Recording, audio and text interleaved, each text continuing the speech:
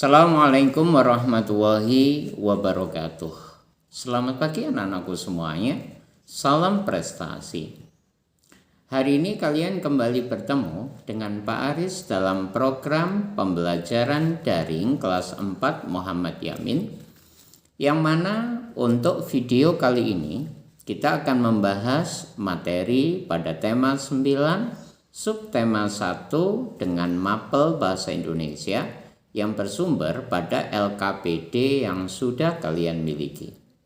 Namun sebelum itu marilah kita bersama-sama berdoa memohon kepada Allah yang Maha Kuasa untuk senantiasa diberikan kesehatan lahir dan batin agar bisa menyelesaikan ibadah puasa di bulan suci Ramadan serta ibadah-ibadah lainnya ini dengan sempurna. Berdoa mulai.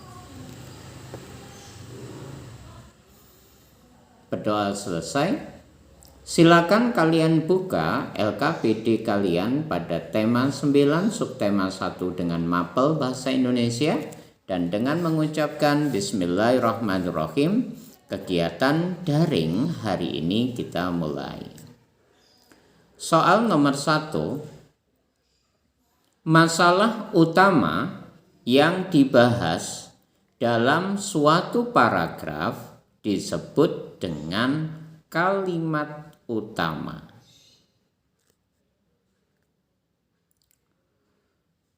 Kalimat yang digunakan oleh penulis untuk memperjelas kalimat utama disebut dengan kalimat pendukung. Anak-anakku, perlu kalian tahu bahwa ketika kalimat utama dengan kalimat pendukung ini digabung menjadi satu, kita akan mendapatkan yang namanya ide pokok. Ide pokok itu adalah sebuah gagasan yang menjadi latar belakang penulisan sebuah paragraf atau sebuah teks. Bacalah teks di bawah ini dengan cermat untuk menjawab soal nomor 3 dan 4. Perhatikan, Pak Aris akan baca untuk kalian. Kita harus menanamkan pentingnya menjaga lingkungan sejak dini. Penebangan hutan secara liar atau pembalakan hutan, polusi air dari limbah industri dan pertambangan, polusi udara di daerah perkotaan, dan masalah mengenai rusaknya lingkungan harus dibenahi sesegera mungkin. Masalah ini tidak luput dari peran pemerintah dari masyarakat yang harus berdampingan menjaga lingkungan kita ini.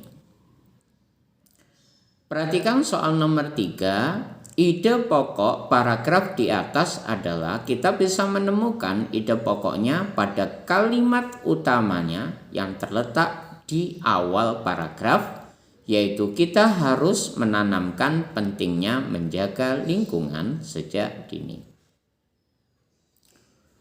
Nomor 4, berikut yang bukan merupakan masalah yang harus segera dibenahi dalam bacaan di atas adalah korupsi. Kenapa demikian? Karena di bacaan di atas tidak ada masalah tentang korupsi yang dibahas. Nomor 5, berikut yang bukan merupakan syarat penggunaan bahasa dalam wawancara, yaitu menggunakan istilah asing agar kelihatan lebih modern. Tidak harus, anak-anakku. Kata-kata yang berasal dari bahasa asing bisa saja digunakan bila mana sumber daripada teks itu adalah saduran atau terjemahan dari teks yang berasal dari bahasa asing.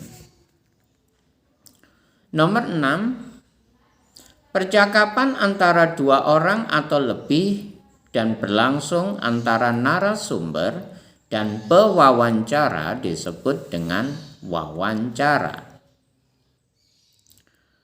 Nomor 7, laporan wawancara yang baik dibuat harus berdasarkan kenyataan atau fakta. Nomor 8, kegiatan akhir setelah melakukan wawancara adalah menyusun laporan wawancara.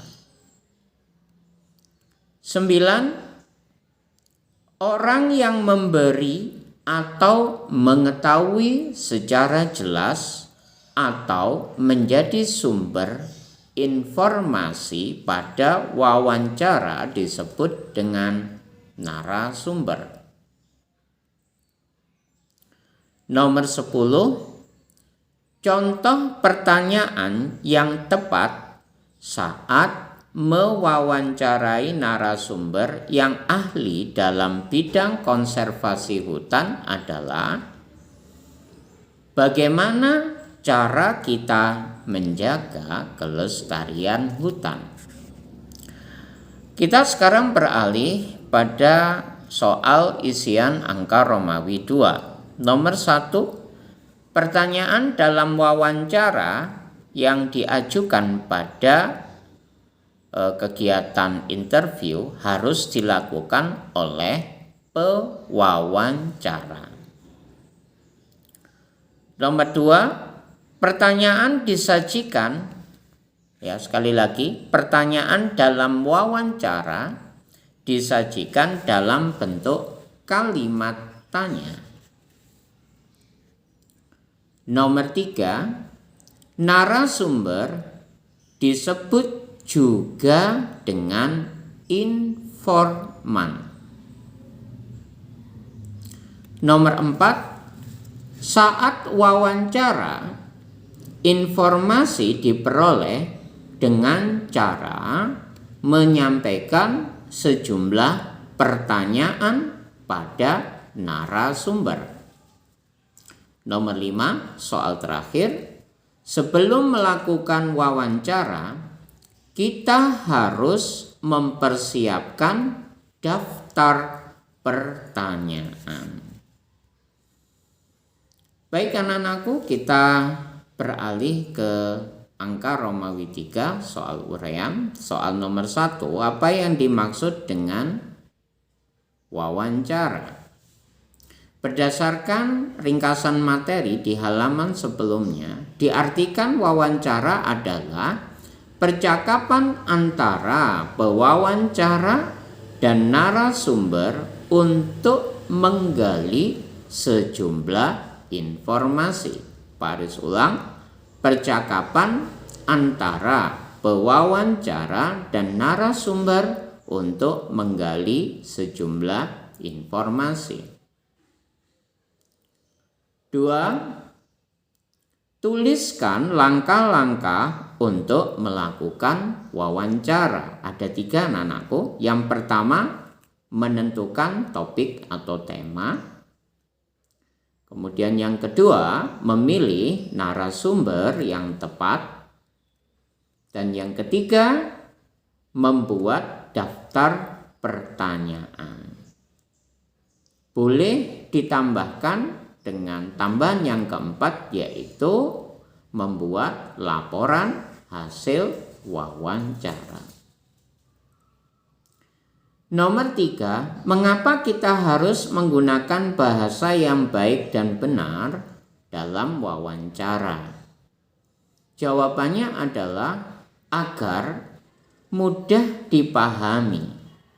Ketika kita menggunakan kalimat yang strukturnya baik, tentunya narasumber akan cepat memahami maksud dari pertanyaan yang kita berikan kepada mereka. Nomor 4, kapan kita harus menulis laporan hasil wawancara? Yaitu sesudah melaksanakan wawancara atau sesudah wawancara selesai. Soal terakhir nomor 5, buatlah contoh 3 daftar pertanyaan wawancara dengan tema menjaga kebersihan sekolah.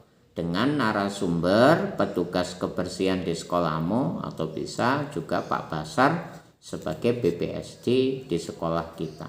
Apa saja di situ anak-anakku? Yang pertama, pertanyaan yang pertama, siapakah yang bertanggung jawab menjaga kebersihan sekolah?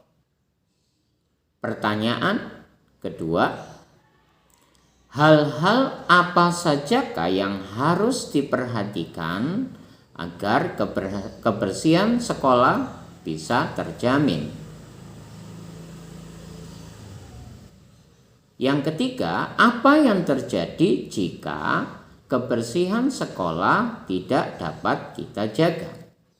Nah, inilah materi daring bahasa Indonesia untuk kegiatan hari ini. Semoga bermanfaat. Tetap jaga puasa kita hingga nanti pada akhir bulan suci Ramadan. Paris cukupkan sampai di sini. Assalamualaikum warahmatullahi wabarakatuh. Selamat belajar.